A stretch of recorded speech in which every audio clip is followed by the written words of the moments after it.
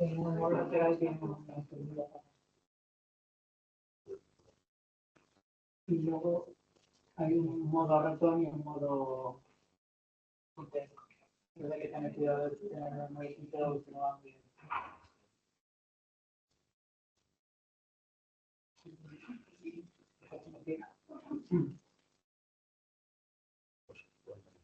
El base tal.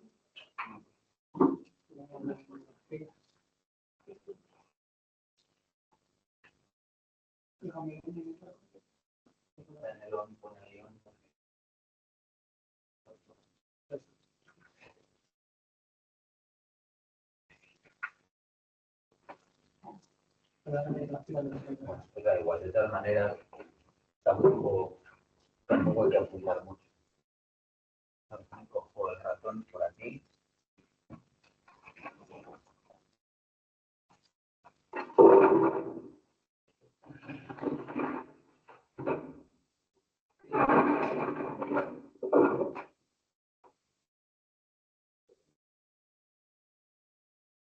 Bueno, a ver, para empezar el curso me ha parecido buena idea. ¿Me veis los que estáis fuera, por favor?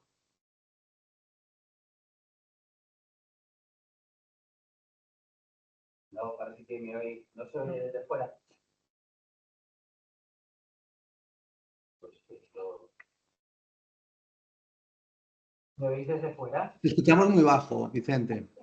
Ya, pues eso es lo que estaba... Esto está a tope. Bueno, pues nada, me voy a sentar aquí al lado del chisme este y ya está.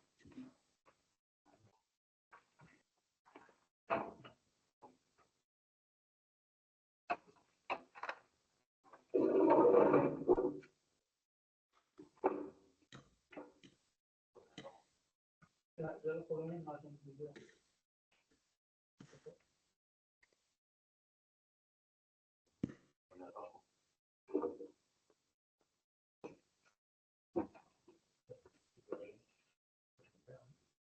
Me oían cuando estaba verde. Ahora lo mismo no me oís nada, ¿no? No, ahora también muy bajo.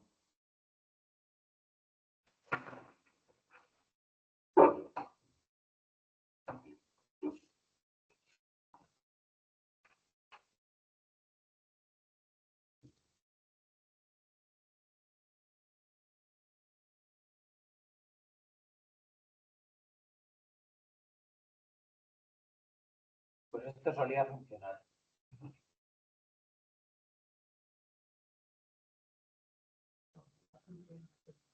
¿Va a confiar en uno? Sí, sí, entre tú y tú. No, pues simplemente No, pero está aquí cerca. Bueno, que para empezar, está en rojo. A ver, espérate. ¿Y ahora me oís mejor? Bueno, similar. Quizá un poco mejor, pero... Ya, eso es raro porque nosotros sí que os oímos muy bien, pero bueno, da igual. Venga, voy a poner mi ordenador.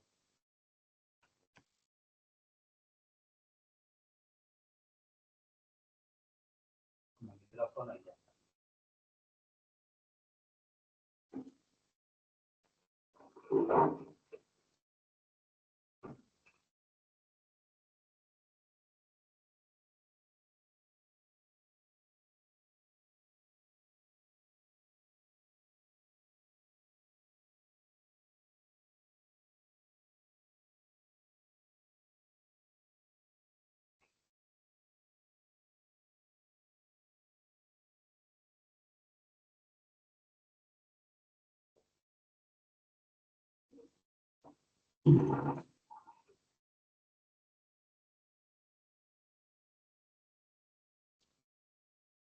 Bueno, ahora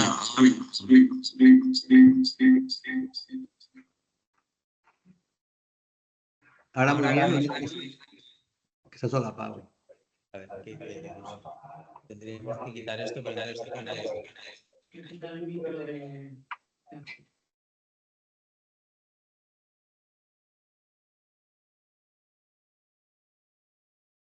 Tu micro es el único activo ahora. Ahora mismo sí. El problema es que no nos van a oír las preguntas. Ah, vale. Pero bueno, podemos poner a ver si con el micro de mi ordenador se oye bien y ya está. Yo creo que ahora sí me oís bien, ¿no? Sí, Ahora perfecto. sí. Chente, Vale. buenos días. Hola, buenos días. Bueno, como os decía, me ha parecido buena idea para empezar el curso hacer un repaso de dónde venimos, de las ideas que hemos ido poniendo en marcha y contribuido a comprobar para poner en contexto dónde estamos y hacia dónde vamos. Yo creo que darse pues una vuelta por el pasado del grupo puede ser bastante interesante. Entonces, realmente gran parte de la presentación de hoy es realmente una, entre comillas, clase de historia, pero nos puede servir y yo creo que nos servirá para darnos importancia de que realmente estamos contribuyendo al avance del campo de una manera probablemente menos notable desde el punto de vista de la publicidad, del conocimiento público, de lo que se merecería, pero bueno, las cosas son así y yo creo que lo más importante es saber dónde estamos y continuar trabajando bien. Yo creo que ya sabéis las dos ideas principales que hemos tenido a lo largo de estos últimos años, que vienen desde bastante más atrás, dicho sea de paso, es contribuir a saber qué existe dentro de lo que llamamos psicosis, esquizofrenia, trastorno bipolar, etcétera, y de manera muy relacionada con lo anterior, qué alteraciones o qué disfunciones en el cerebro contribuyen a esto que hay dentro de la psicosis. La idea fundamental, dicho de otra manera, es tratar de encontrar qué mecanismos relacionados con lo que le pasa a los pacientes, más directamente relacionados que los parámetros que se han empleado hasta ahora, tienen que ver con las funciones alteradas en los pacientes y de qué manera el estudio de esos parámetros alterados nos va a servir para identificar grupos válidos que sirvan para avanzar en el conocimiento de lo que llamamos psicosis o cada uno de sus tipos clínicos. Ya sabéis, esquizofrenia, trastorno bipolar, etc. Son dos ideas muy, muy relacionadas entre sí y aunque tratamos de avanzar en las dos líneas a la vez, nunca perdemos de vista que se trata de dos frentes comunes hacia un objetivo común, valga la redundancia. Entonces, bueno, pues vamos a ir viendo un poco qué es lo que hemos hecho a lo largo de los últimos años o de los últimos muchos años en esta línea de trabajo. Una parte importante de nuestra contribución científica ha tenido que ver con lo que podemos llamar déficit de modulación de la actividad bioeléctrica. ¿Y esto por qué? Pues ya sabéis, la actividad que subyace a la función alterada, es decir, a la función mental, es la actividad de todo el cerebro. Y esta actividad prefiero la actividad de todo el cerebro durante las funciones mentales está cambiando constantemente, se modula, no para de cambiar. Hemos encontrado diferentes evidencias con diferentes medios, con diferentes métodos de estudio, quiero decir, de que la idea de que el cerebro es menos capaz de modular su actividad en respuesta a una tarea es algo que le sucede a los pacientes. En primeros trabajos publicados hace 10 años, encontramos que utilizando un método que valora la regularidad, predecibilidad, orden de la actividad bioeléctrica, que se llama entropía de la señal, pues durante una tarea cognitiva sencilla como la P300, efectivamente los pacientes presentaban un menor cambio durante esta tarea del que presentaban los controles. Replicamos esto 5 años después en un grupo bastante más grande y encontramos que además de seguir presentando, pues vamos a ver, no recuerdo exactamente los números, pero aquí estábamos hablando de 25 o 30 pacientes, una cosa así, creo.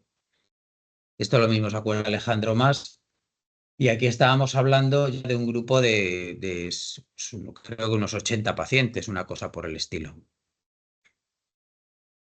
En un siguiente paso, no solo este está publicado en Journal of Psychiatry and Neuroscience, una revista bastante buena, no solo aumentamos la muestra, sino que incluimos también pacientes con trastorno bipolar y comprobamos el efecto de los tratamientos que se recibían y del hecho de ser primer episodio o paciente crónico.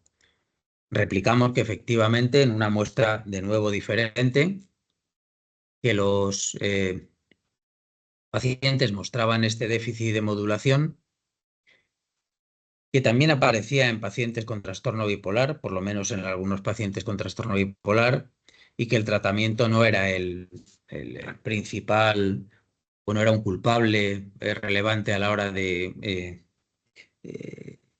producirse este déficit de modulación de la actividad bioeléctrica. Aumentamos la complejidad de la tarea P300 utilizando un paradigma NVAC en el que el paciente no tenía que responder simplemente al ruido que se presentaba, sino a una secuencia de ruidos que se presentaban en la tarea, es decir, un paradigma más complejo.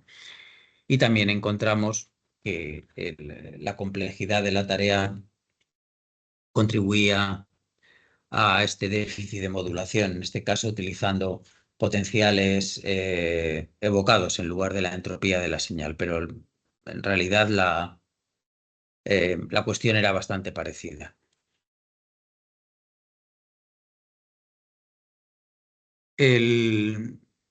Partiendo de idea, vamos, de lectura sobre el sustrato neurobiológico de la esquizofrenia en conjunto, en las que aparece como un hallazgo o relativamente muy replicado. Digo relativamente porque realmente está muy replicado, pero hay pocos estudios por la naturaleza de los mismos. Es decir, se trata de estudiar los tipos celulares y su función en la corteza cerebral, lo cual, claro, pues requiere estudios post-mortem, y ya sabéis que el cerebro se degrada enseguida después de la muerte. En estos estudios, la actividad más deficitaria en pacientes con esquizofrenia es la de las neuronas inhibitorias. Y por tanto, bueno, pues estuvimos valorando en primeros estudios, ya os digo, publicados también hace bastante tiempo. Este está publicado, este fue del año 13, me parece, es decir, ya hace 11 o 12 años, Psychological Medicine, y es uno de los estudios en los que demostramos que había un exceso de actividad de fondo, lo que llamamos ruido cerebral o noise power, en particular en la banda gamma, y que cuanto más ruido había, peor era el rendimiento cognitivo. Estudiamos que esto pasaba después en pacientes con esquizofrenia, pero que pasaba menos en pacientes con trastorno bipolar, utilizando, ya os digo, este parámetro de ruido cortical. Y después, utilizando parámetros relacionados con la teoría de grafos, estudiamos la actividad en conjunto. Esto en Noise Power lo estudiábamos electrodo por electrodo, con los estudios con teoría de grafos, que son los dos que aparecen en la derecha. Encontramos que el parámetro relacionado más con la sincronía global de toda la actividad de todos los electrodos, que es la connectivity strength o densidad conectiva, se encontraba más elevado que en controles en pacientes con esquizofrenia y más elevado en pacientes con esquizofrenia que en trastorno bipolar. Fijaros que aunque no se parecían en nada las muestras, absolutamente ni los métodos, pues es algo llamativamente similar a lo que pasaba con los parámetros de Noise Power.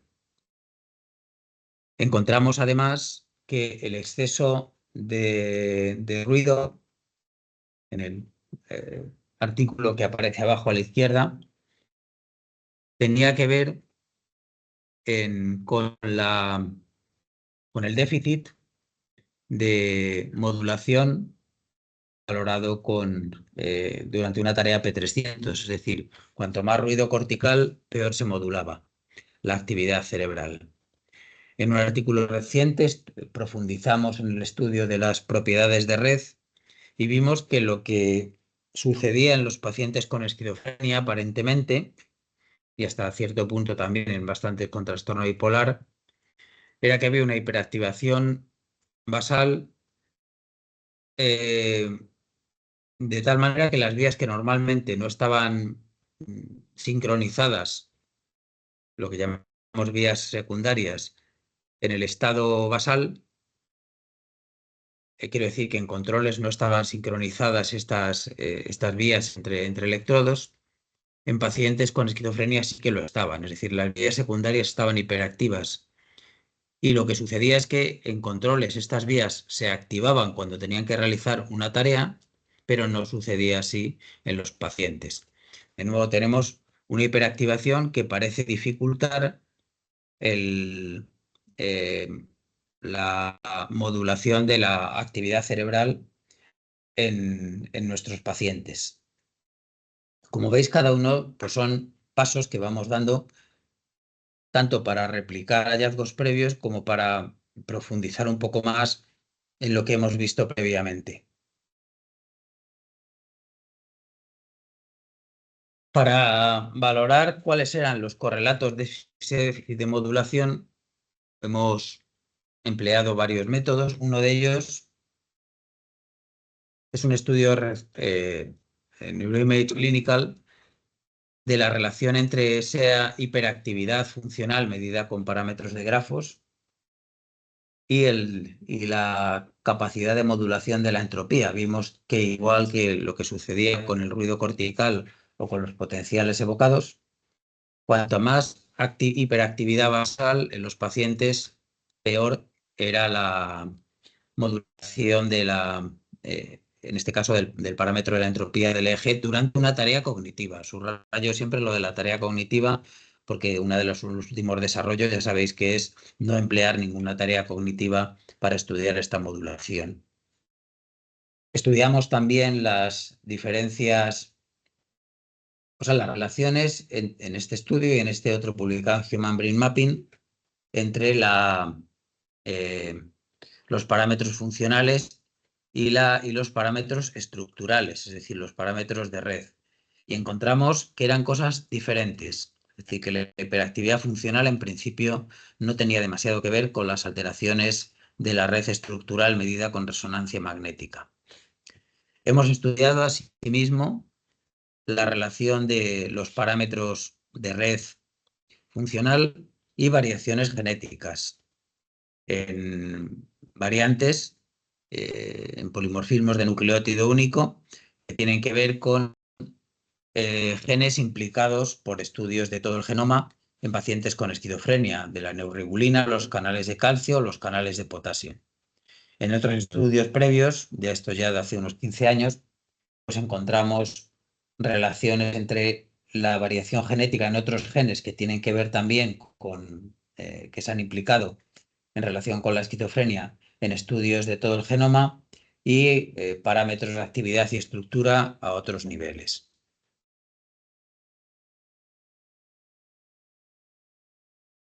Claro, todo esto lo hemos desarrollado en paralelo con la posibilidad de encontrar tipos significativamente, o sea, biológicamente válidos dentro de lo que llamamos esquizofrenia. Ya sabéis todos que la idea es que los pacientes tienen relativamente poco que ver entre sí en muchas ocasiones desde el punto de vista clínico, de la respuesta al tratamiento, de los antecedentes familiares y desde luego de sus correlatos neurobiológicos, genéticos y estructurales y funcionales cerebrales. La idea, pues, es tratar de utilizar esos datos que encontramos en aquellos parámetros más relacionados con la función alterada para definir biotipos válidos. En la historia del grupo, en la historia remota del grupo, cuando el grupo era yo, hay un primer estudio del año 96, de hace ya pues más de 5 o 6 años, de hace 30 casi, en el que encontramos que los patrones de actividad cerebral eran muy diferentes en aquellos que iban a responder o no al fármaco que llamamos clozapina.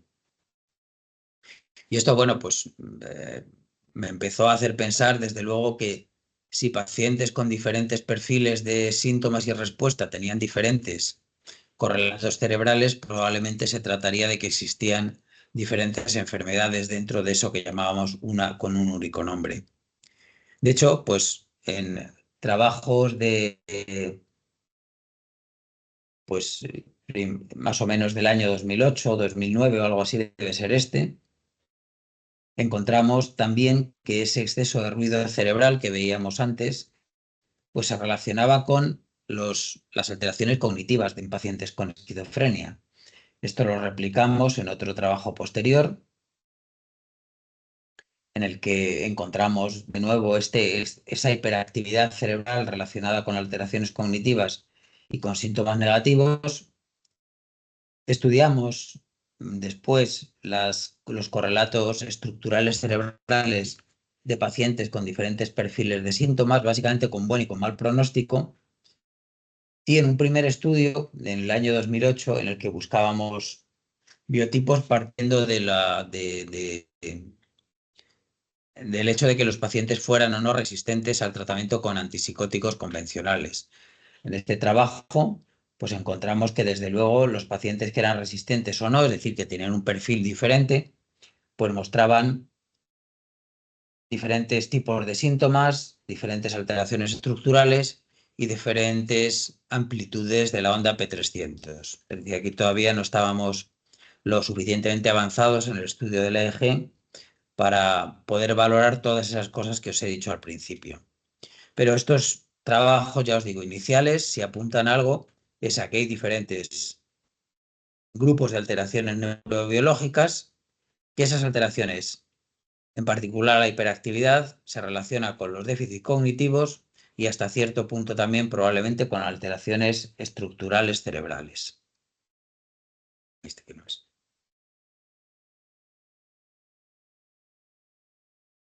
En el año 16 publicamos el primer trabajo, digamos, moderno del grupo sobre biotipos, en el que, utilizando técnicas, como dicen ahora, guiadas por los datos, data-driven, pues vimos que al menos dentro de los pacientes con esquizofrenia existían dos grupos.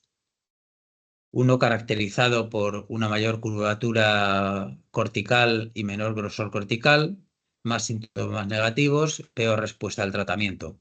Aquí no teníamos todavía los datos de análisis del EEG avanzado que tenemos ahora mismo.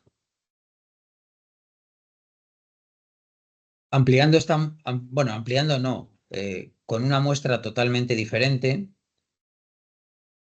utilizamos los datos de resonancia magnética fundamentalmente para replicar el hallazgo de biotipos.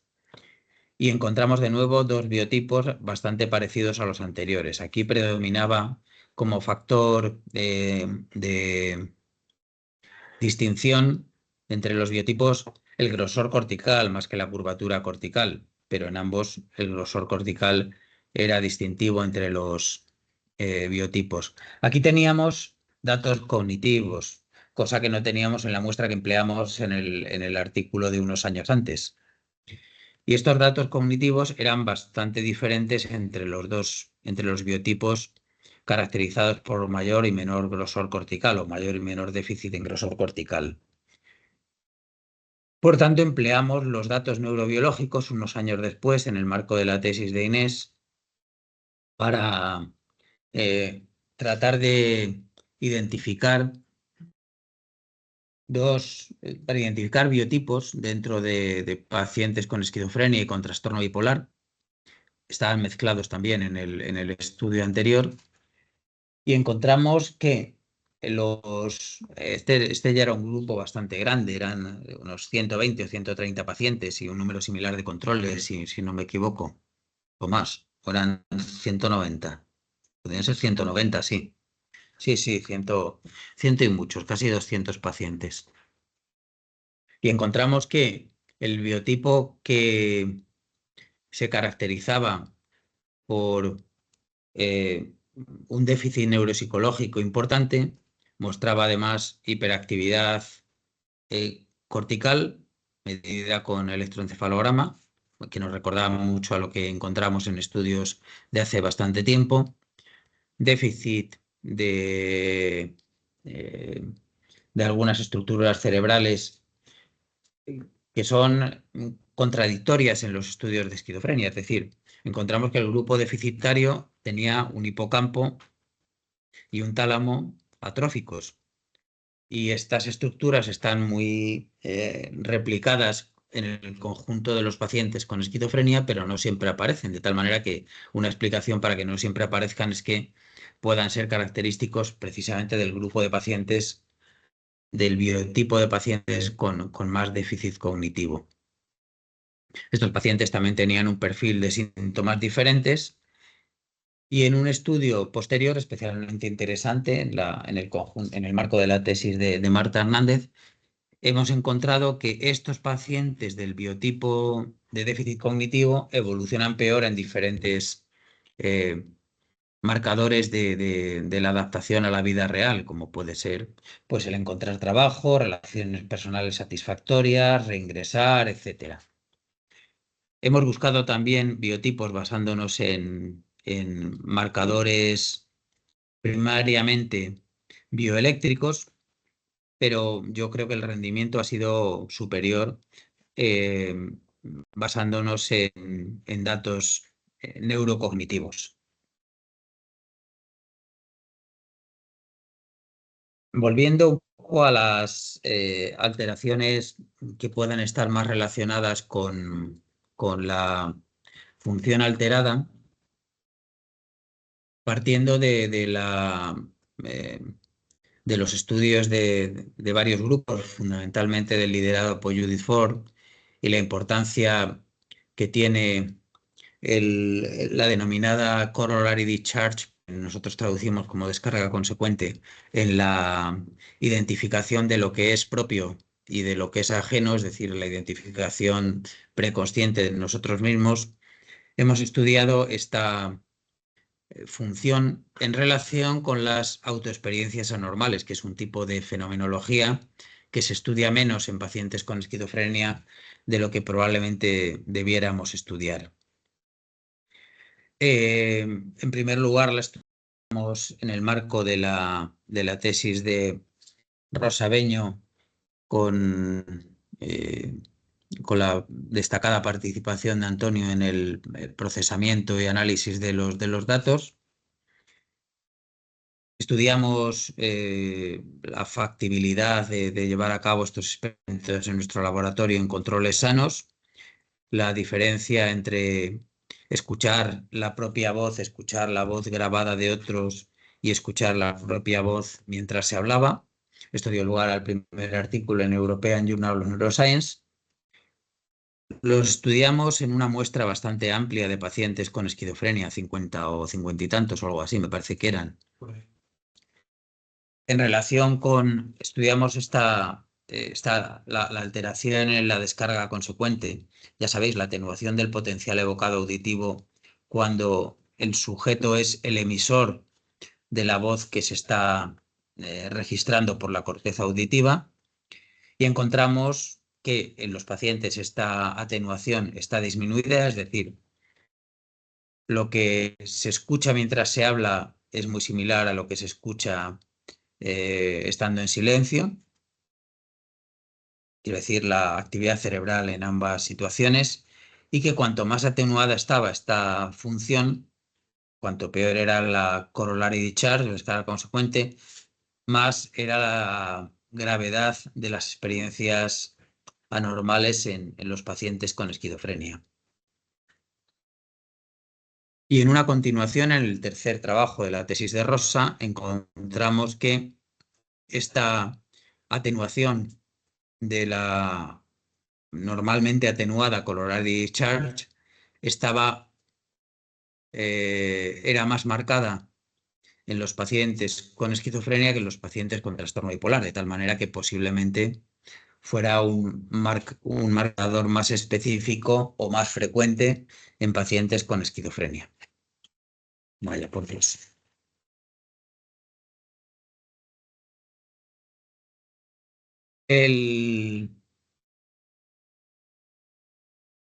La continuación en la que estamos ahora mismo fundamentalmente implicados de los estudios que estamos haciendo es tratar de profundizar en cuál es la base de ese déficit inhibitorio, es decir, de esa alteración en la función presumiblemente de las células inhibitorias corticales que conduce a la hiperactividad cortical en pacientes con esquizofrenia.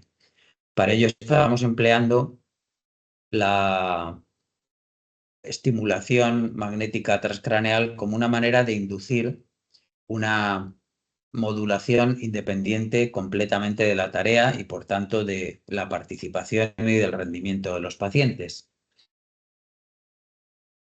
Hemos valorado la relación entre qué pesados. Entre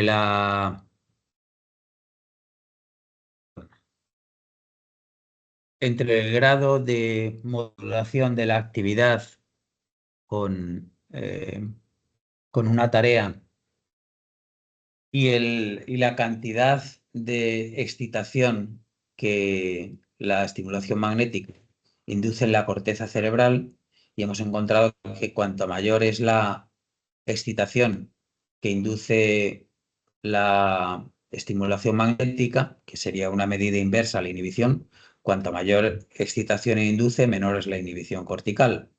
Pues en este sentido, cuanta mayor es la excitación cortical inducida por la TMS, menor es la modulación de la actividad durante el desarrollo de una tarea. Y estamos ahora valorando la posibilidad de estudiar directamente diferentes aspectos de la función inhibitoria, es decir, mediada por diferentes tipos de receptores GABAérgicos en la corteza, directamente con la estimulación magnética transcraneal. En desarrollos recientes que todavía no están publicados, este está dado la vuelta. Parece que está en ruso, pero no es que está dado la vuelta. Bueno, pero no puedo modificarlo aquí. Tenemos que diferentes patrones o sea, diferentes parámetros, el índice de perturbación de complejidad o los parámetros de grafos aplicados a las señales que registramos antes y después de la estimulación con TMS, convergen en decirnos que existe una hiperactividad basal y que los pacientes con la TMS modulan menos su actividad que los controles. Es decir, que la normal modulación o estimulación que existe en los sujetos sanos con la TMS, una excitación transitoria de toda la actividad cerebral, no aparece en los pacientes con esquizofrenia, que son los que hemos estudiado hasta ahora. Cuando tengamos más pacientes, seguramente seamos capaces de caracterizar si aquello que encontramos en el biotipo cognitivamente alterado, es decir, una hiperactivación cerebral que se relacionaba con una hipomodulación de la actividad cognitiva, también aparece independientemente de la actividad cognitiva. Esto tiene mucha importancia porque, claro, si hay una respuesta biológica aplanada a un estímulo puramente físico, seguramente estamos viendo algo que es muy directamente característico de la corteza, de la función de la corteza cerebral. Entonces, bueno, esto es un resumen de las ideas y de los logros, en cierto modo, de nuestro grupo. La dirección a donde vamos, fundamentalmente, también la conocéis, pero merece la pena destacarla. Es a tratar de demostrar las hipótesis de que existen diferentes biotipos dentro de la esquizofrenia, que estos biotipos, que alguno de ellos se caracteriza por una hiperactivación y un déficit inhibitorio, que esto puede tener que ver con la respuesta al tratamiento, que puede ser predictivo de la respuesta a determinados tratamientos, que la estimulación magnética transcraneal puede servirnos de gran ayuda a la hora de identificar estos biotipos de una manera independiente de la colaboración de los pacientes, que hay otras herramientas como la aplicación de la teoría de grafos o de la entropía de la señal para valorar las disfunciones cerebrales en pacientes con esquizofrenia y también en pacientes con otros trastornos psicóticos como trastorno bipolar, o quizás podamos ampliar esto un poco más allá. ¿Y dónde estamos? Pues más atrás de lo que debiéramos estar. Hasta hoy tenemos recogidos aproximadamente, vamos, no están actualizados estos datos, son aproximados, pero da igual, están bastante aproximados. Teniendo 250 pacientes, más o menos, de ellos 50 con trastorno bipolar, 50 primeros episodios y otros 200 y pico controles. Lo que pasa es que con estimulación magnética, pues solo tenemos aproximadamente 40 pacientes y 30 controles y unos 60 pacientes y 30 controles con corollary discharge. Tenemos muchos más pacientes, perdón, muchos más datos, pero necesitamos bastantes más pacientes para poder demostrar todo lo que queremos demostrar. Tenemos financiación suficiente, de hecho, pues por la baja tasa de inclusión de pacientes del último año, pues no estoy muy seguro que podamos gastarnos toda la financiación que tenemos, porque gran parte de ella está destinada, por ejemplo, a pagar estudios de resonancia magnética que no se están haciendo en ningún otro sitio más que aquí. Y aquí, pues, la verdad es que no nos los cobran. Entonces, no sé muy bien qué vamos a hacer con este dinero. Merece la pena destacar que, bueno, pues que desde los primeros estudios en los que estaba simplemente yo, ahora mismo pues estamos muchas personas trabajando en esto, el grupo está consolidado, pero el grupo tiene un déficit importante de participación de los psiquiatras y en general de los clínicos que pueden derivar pacientes y que deberían tener, en mi opinión, un especial interés en conocer lo que sucede con los pacientes con este tipo de problemas. Claro, la participación en nuestro centro no es muy alta.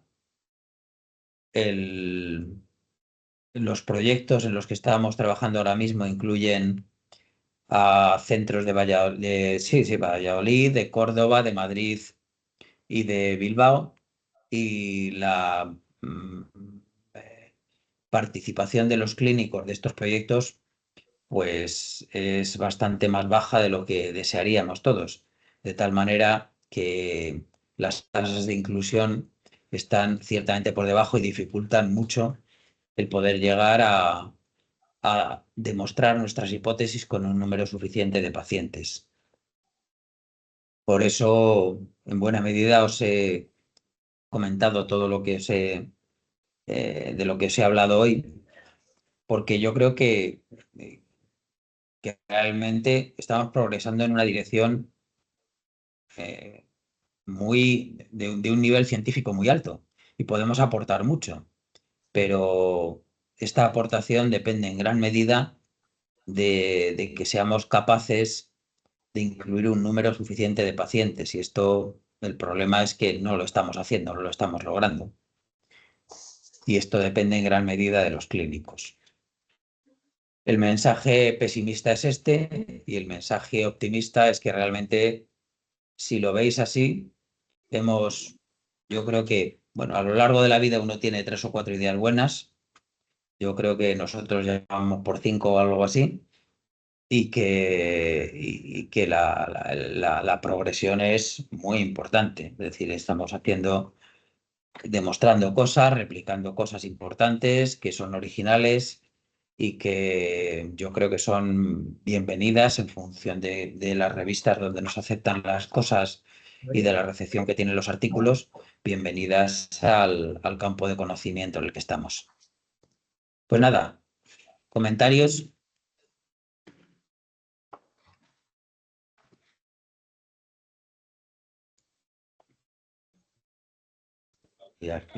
Yo sí, Vicente, quisiera decir algunas cosas. Sí, a ver, espera un momento, Jairo, que voy a Sí, cambiar el señor. micrófono. Ponemos el micrófono aquí. Sí.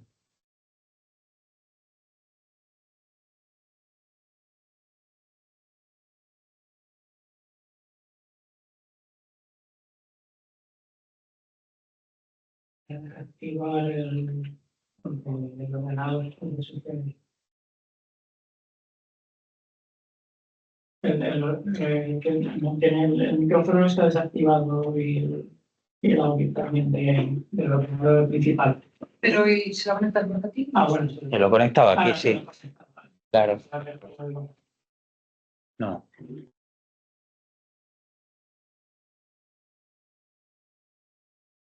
Dinos, Jairo, a ver si te oímos. Sí, buenos días, ¿me escuchan ahí? Sí, ahora sí que te escuchamos.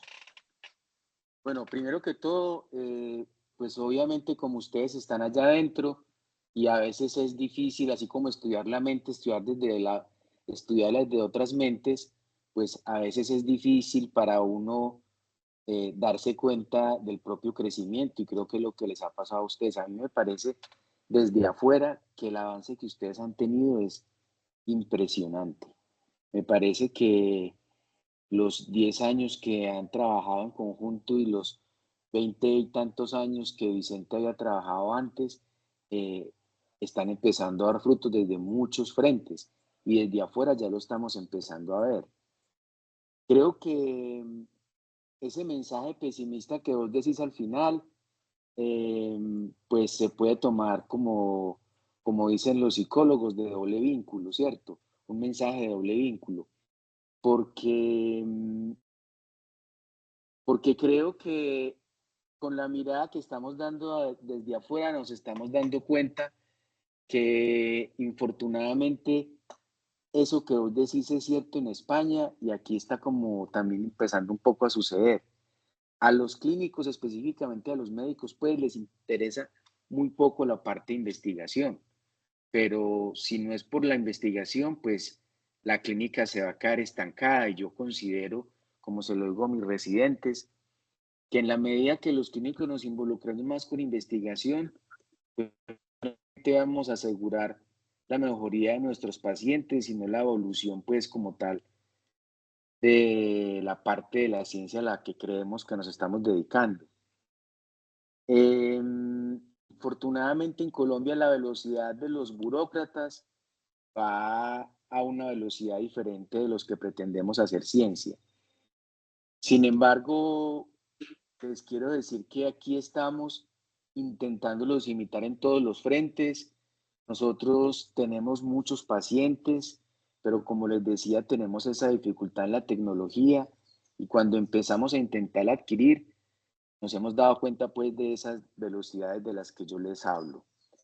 Pero les quiero antes es dejar un mensaje de optimismo, porque aquí y seguramente de otras partes del mundo están viendo lo que ustedes están haciendo. Y seguramente, así como lo estamos intentando hacer en Colombia, en muchas partes también van a empezar a imitarlos a ustedes, porque cuando se ve el crecimiento desde afuera, pues en efecto se ve el crecimiento, ¿cierto? Y con esto quiero cerrar de manera insistente, decirles que desde afuera sí estamos viendo el crecimiento de ustedes y lo estamos viendo tanto que lo queremos imitar, pero que esa diferencia que ustedes nos han cogido en tecnología hace que se demore aquí un poquito para alcanzar esos resultados, porque nosotros tenemos los pacientes y tal vez en unos años, cuando empecemos a aplicar esta tecnología, posiblemente lleguemos a la saturación de pacientes, pero todavía tenemos mucho espacio para crecer en este sentido. Así que nada, felicitarlos a todos en cabeza de Vicente por el trabajo maravilloso que han hecho durante todo este tiempo y alegrarme desde el punto de vista de la psiquiatría, porque veo que grupos de investigación como ustedes no solamente están trabajando para el bienestar de los pacientes, sino que le están dando una razón de ser a esta rama de la medicina que yo quiero tanto como es la psiquiatría. Muchas gracias, Vicente, y en cabeza de vos a todo el equipo que ustedes tienen allá en España. Muy bien, gracias Jairo por tus palabras. Ahora solo queda que se las apliquen aquí.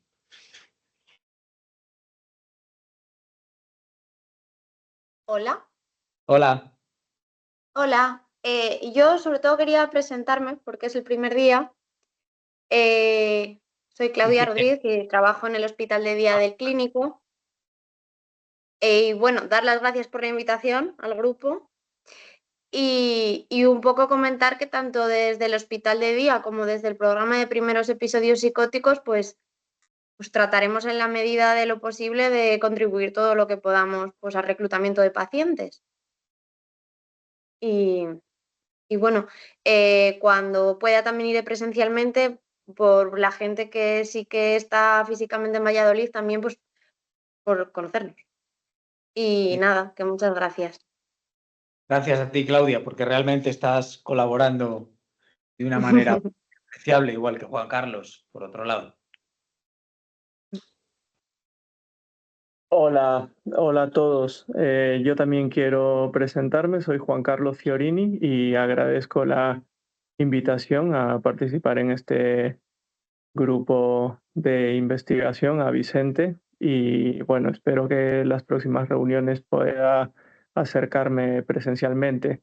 También después de haberte escuchado, Vicente, aunque en otras ocasiones, la última vez en Zamora, escuché algo de los avances de los resultados que tenías, esta vez ha sido como más completo, ¿no? A nivel cronológico desde el inicio y me causa admiración y darte la enhorabuena. Sí que es verdad que hay muchas cosas que personalmente tengo que reconocer mi ignorancia y espero poder ponerme al día y aprender y poder ver los estudios más detenidamente y bueno, para colaborar y seguir avanzando me tienen también en el hospital de día.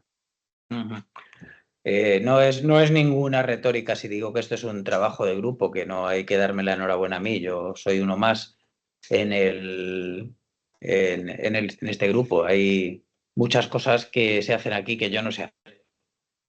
Entonces, bueno, pues la enhorabuena en todo caso es a todos los que estamos aquí, a los que nos han precedido, algunos que no están, y esperemos que también se pueda extender en el futuro.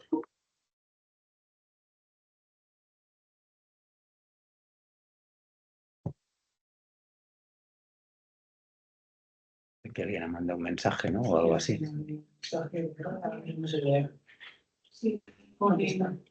Sí, a ver si animamos el tema en Madrid.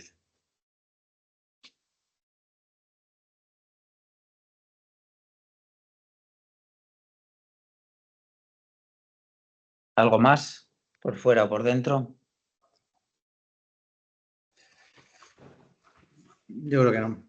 Bueno, Pues un poco por matizar, por hacer un comentario muy tonto. que creo que ha sido una buena retrospectiva de la evolución del grupo y todo lo que ha crecido en estos años.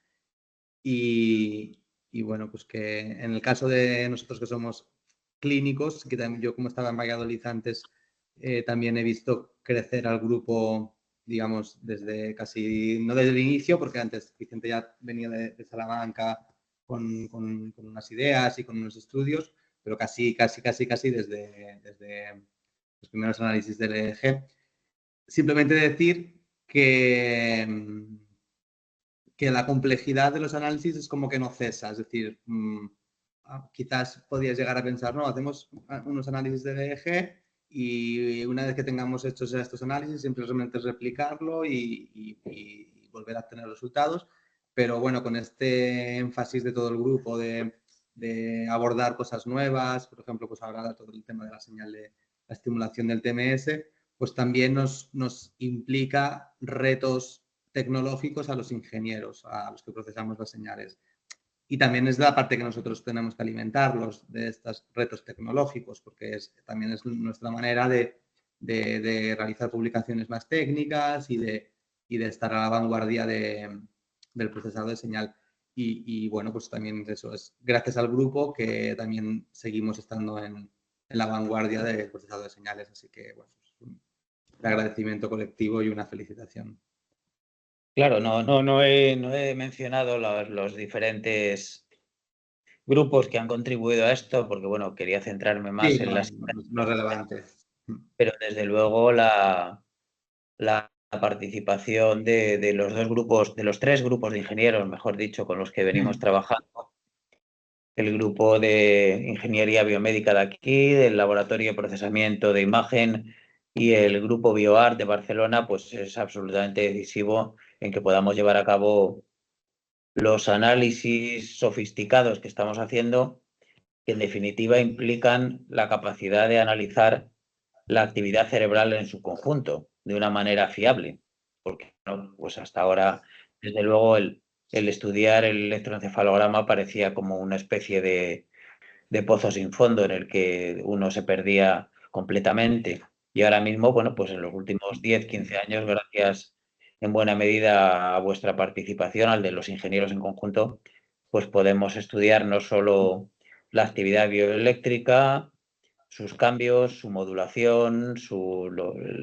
como decía antes, las vías primarias y secundarias, y ser capaces de algo tan aparentemente milagroso como es estudiar qué hace la estimulación magnética en el EEG, cuando la señal de la estimulación magnética es cientos de miles de veces más intensa que la que registramos en el EEG. Somos capaces de limpiarla y verlo de manera fiable. Es decir, que bueno, pues que vuestro trabajo es sin duda definitivo en lo que hoy por hoy es un grupo muy multidisciplinar y además que está dando muchas pensiones, por lo que veo por ahí también. Sí, exacto. Allí, aquí, ¿eh? Es el futuro. Más Aquí... va creando futuro, sí, en muchos sentidos. Sí. Hola, hola. Sí, hola. Mira. ¿Qué dices? ¿Eh? Bueno, pues lo dicho. Fenomenal, Alejandro. Gracias. Nada. Bueno, ¿algo más? Pues lo dejamos. Venga, seguimos con el calendario previsto entonces. Sí. Adiós. Hasta luego. Adiós. Adiós. Hasta luego, gracias.